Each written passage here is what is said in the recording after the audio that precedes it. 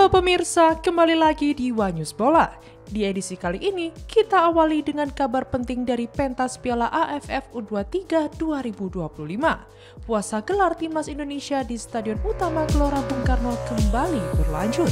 Sejak terakhir kali meraih juara di SEA Games 1987, Garuda Muda belum juga mengangkat trofi di kandang sendiri. Harapan itu hancur setelah Indonesia kalah tipis 0-1 dari Vietnam di partai final. Kekalahan ini memperpanjang rekor buruk timnas saat tampil di depan publik sendiri. Pemirsa, kita beralih ke kabar transfer pemain timnas Indonesia di Eropa. Jurnalis terkemuka Eropa Fabrizio Romano mengungkap fakta mengejutkan soal Jay Itzes. Transfer sang pemain ke salah satu klub Serie A di Italia ternyata tertunda setelah Venezia FC sebagai klub pemilik memasang bandrol harga tinggi lebih dari 10 juta euro. Padahal sang pemain sudah sempat dikabarkan dekat dengan Genoa. Namun tingginya nilai transfer membuat negosiasi mengalami kebuntuan. Pemirsa, inilah Wanyus Bola selengkapnya.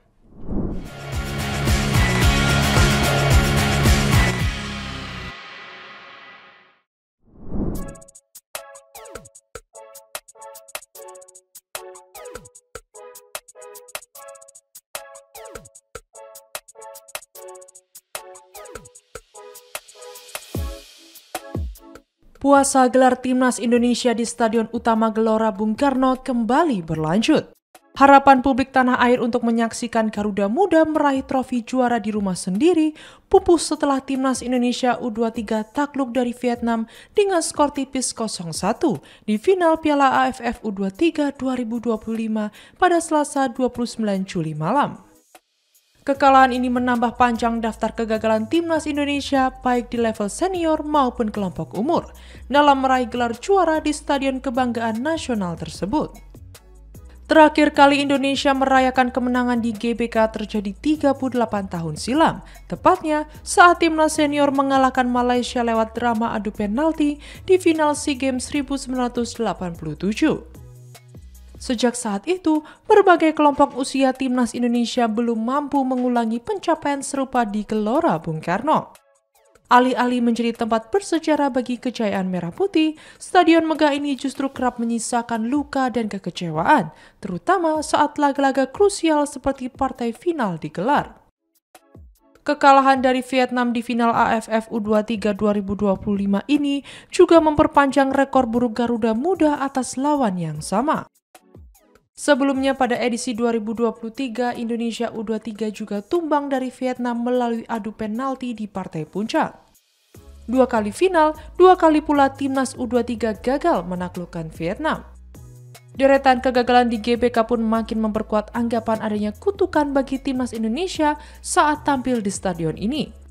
Meski stadion ini adalah ikon sepak bola nasional, nyatanya belum menjadi tempat yang ramah bagi kesuksesan timnas di berbagai ajang bergengsi. Ironisnya, di stadion lain yang bukan kandang utama, timnas kelompok umur justru mampu tampil superior. Pada 2022 misalnya, Timnas Indonesia U16 sukses menjuarai AFF U16 di Stadion Maguwo Harjo, Sleman. Sementara itu, generasi emas U19 yang dipimpin Evan Dimas juga pernah mengangkat trofi saat bermain di Stadion Gelora Delta Sidoarjo.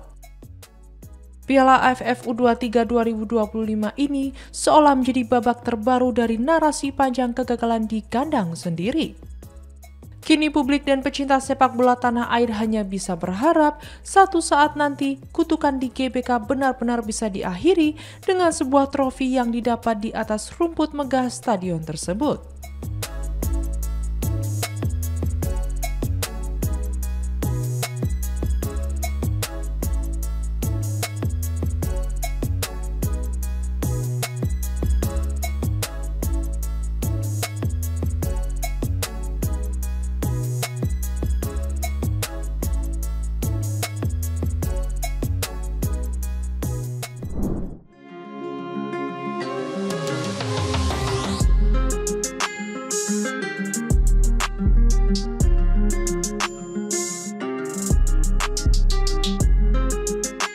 Timnas Indonesia U23 harus mengakhiri partai final Piala AFF U23 2025 dengan hasil pahit.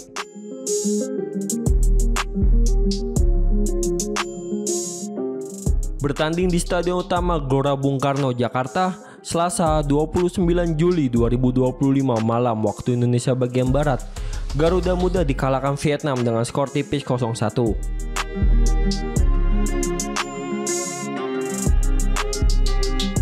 Dalam laga tersebut, anak asuh Gerald Van der Broek kesulitan menciptakan peluang dan tidak mampu berbuat banyak menghadapi dominasi permainan Vietnam.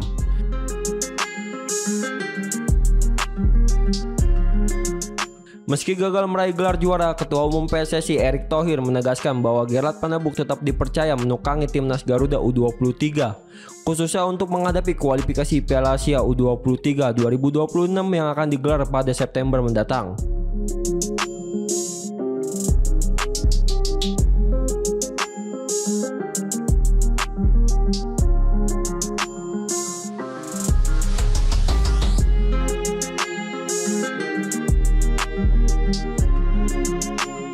Sementara itu, untuk ajang SEA Games 2025 yang akan digelar di Thailand pada November mendatang, PSSI belum menentukan siapa pelatih yang akan dipercaya memimpin Garuda Muda.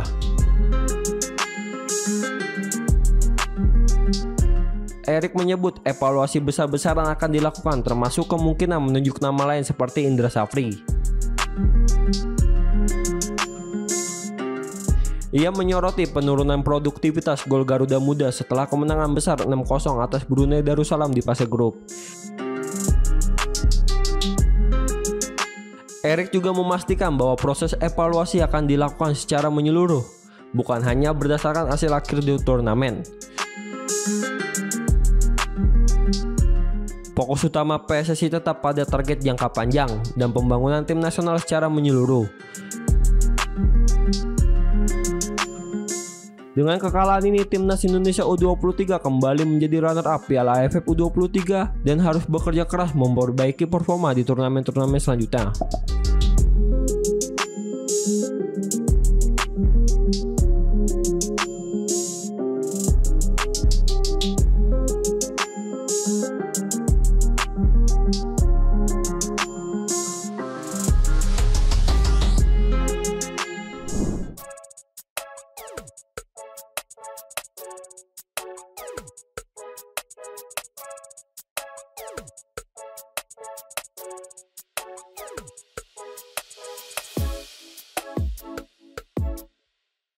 Pelatih Timnas Indonesia U23, Gerald Van der Broek, menyoroti satu masalah besar yang harus segera diselesaikan anak asuhnya usai tampil di final Piala AFF U23 2025. Dari 5 laga yang dijalani selama turnamen, Garuda Muda mencatat 2 kemenangan di waktu normal, 1 kemenangan lewat adu penalti, 1 hasil imbang, dan 1 kekalahan.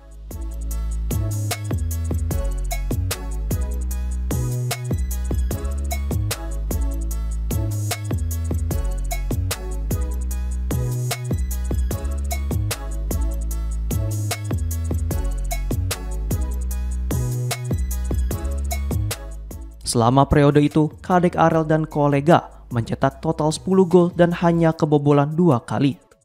Meski statistik tersebut cukup baik, Van der Broek menilai penyelesaian akhir masih menjadi persoalan utama. Indonesia hanya mampu mencetak lebih dari 1 gol saat menghadapi Brunei Darussalam. Sisanya hanya 1 gol ke gawang Filipina dan Thailand, serta gagal mencetak gol saat melawan Malaysia dan Vietnam. Menurut Van der Broek, timnya kerap kesulitan membobol gawang lawan yang bermain defensif. Walaupun banyak peluang tercipta, penyelesaian akhir dinilai kurang tajam.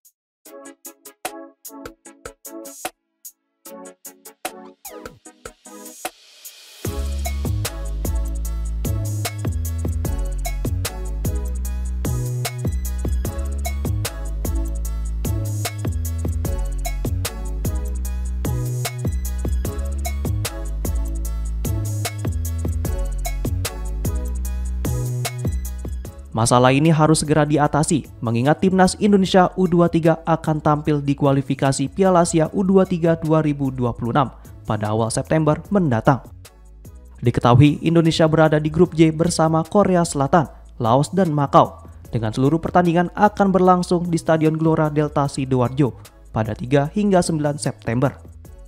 Hanya juara grup yang otomatis lolos ke putaran final Piala Asia U23 2026. Dari total 11 grup, hanya 4 runner-up terbaik yang berhak untuk lolos ke putaran final. Oleh karena itu, efektivitas di lini depan menjadi krusial bagi peluang Indonesia.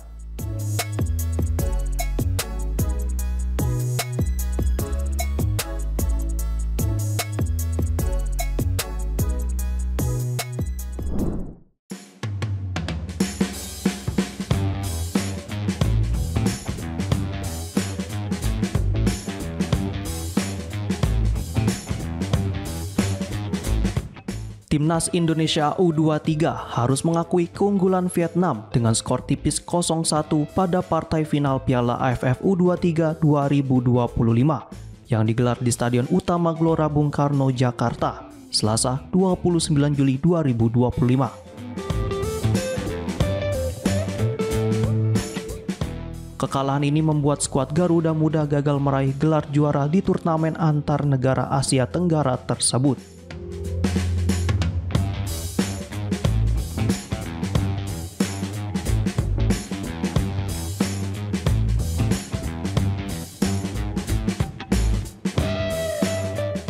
Vietnam mencetak satu-satunya gol dalam laga tersebut lewat aksi Nguyen Chong Pyong pada menit ke-37. Meski timnas Indonesia U23 melancarkan berbagai upaya untuk menyamakan kedudukan, gol balasan tak kunjung tercipta hingga peluit akhir berbunyi.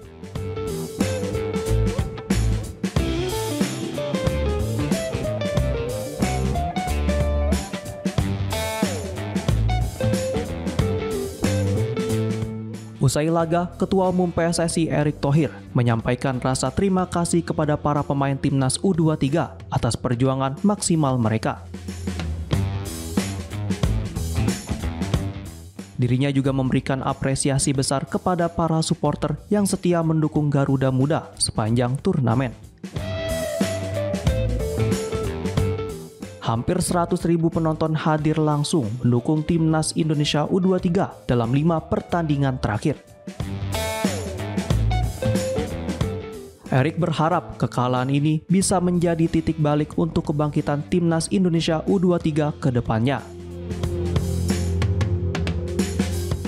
Sementara itu, fokus tim kini tertuju pada kualifikasi Piala Asia U23 2026. Di mana Indonesia berada di grup J bersama Korea Selatan, Laos, dan Makau. Seluruh laga grup akan berlangsung pada 3 hingga 9 September 2025 di Stadion Gelora Delta Sidoarjo, Jawa Timur.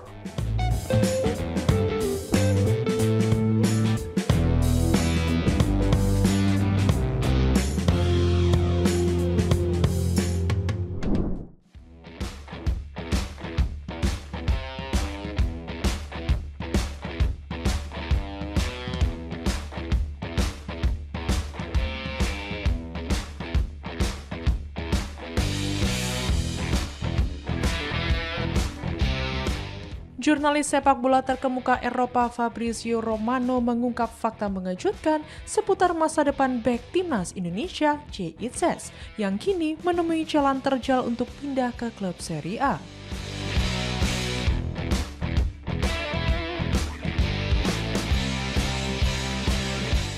Masa depan bek tengah berusia 25 tahun itu memang telah menjadi sorotan sepanjang bursa transfer musim panas ini.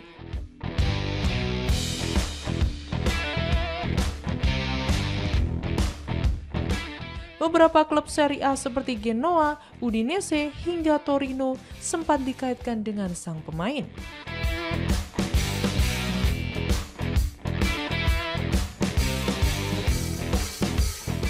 Bahkan laporan media Italia pekan lalu menyebutkan bahwa Itzes telah mencapai kesepakatan personal dengan klub Genoa.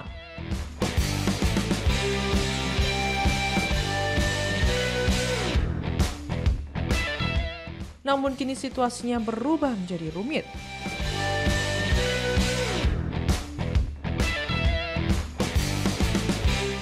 Dalam tayangan Football Morning Show di kanal YouTube Hanif Tamrin pada Selasa 29 Juli 2025, Fabrizio Romano membeberkan alasan dibalik mandeknya negosiasi transfer tersebut.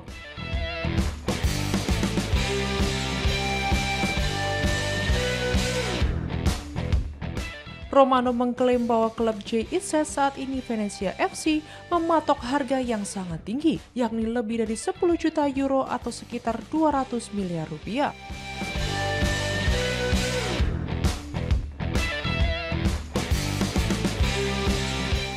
Jumlah tersebut lebih besar dari perkiraan awal dan membuat sejumlah klub yang berminat mulai berpikir ulang.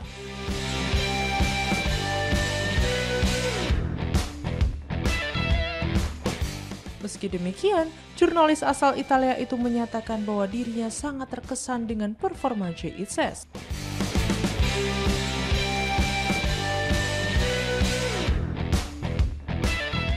Ia menilai bek kelahiran Belanda tersebut masih memiliki kans besar untuk bermain di Serie A musim ini apabila ada klub yang bersedia memenuhi permintaan Venezia.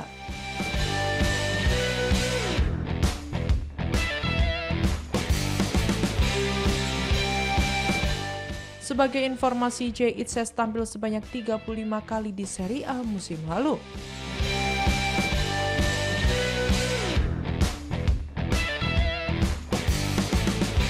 Statistik ini menunjukkan bahwa dirinya merupakan pemain kunci di sektor pertahanan Venezia FC.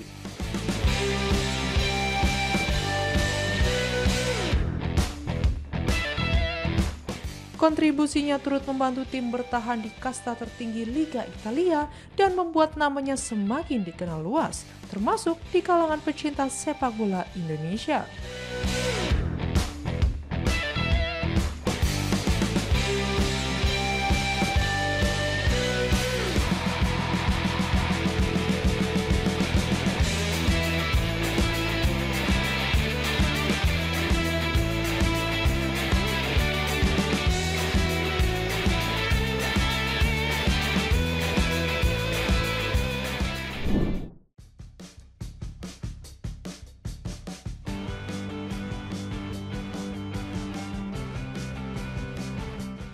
Bek timnas Indonesia Justin Hapner resmi bergabung dengan klub Eredivisie Fortuna Sittard.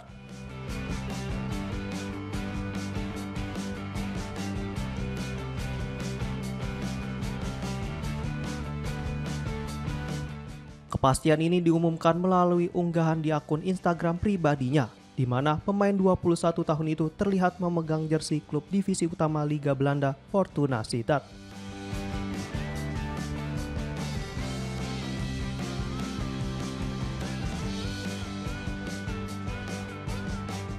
Hapner menandatangani kontrak berdurasi 3 tahun dengan opsi perpanjangan 1 musim.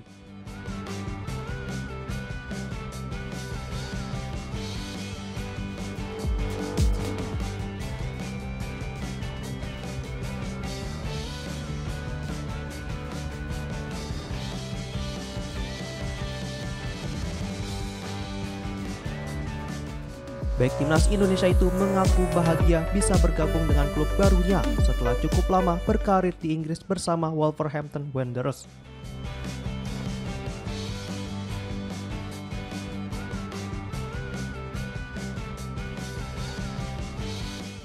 Hapner mengatakan sudah tidak sabar untuk menghadapi tantangan baru dan menunjukkan kemampuannya di Liga Belanda.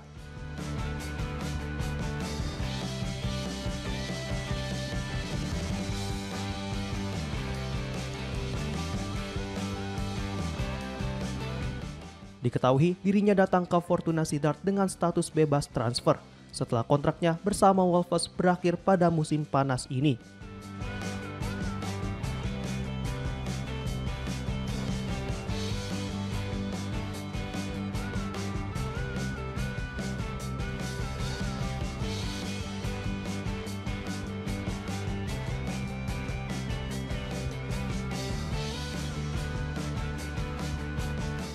Sempat Center dikabarkan akan pulang kampung dan bergabung dengan salah satu klub Liga Indonesia. Hapner justru memilih untuk tetap melanjutkan karir di Eropa.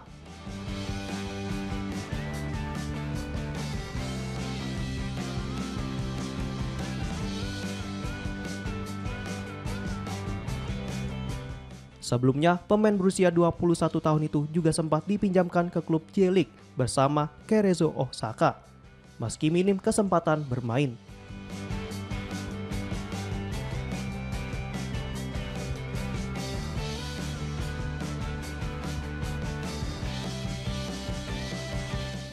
Sementara itu, bersama timnas Indonesia, Hafner kerap menjadi pemain andalan di lini belakang.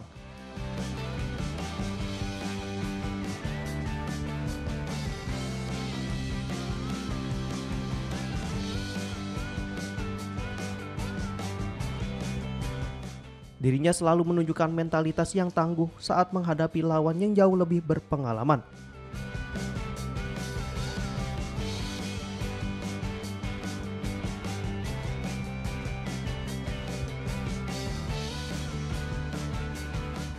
Kini, Justin Hafner bersama timnas Indonesia bertekad untuk dapat lolos ke Piala Dunia 2026, walaupun mendapatkan lawan yang cukup berat di ronde keempat nanti.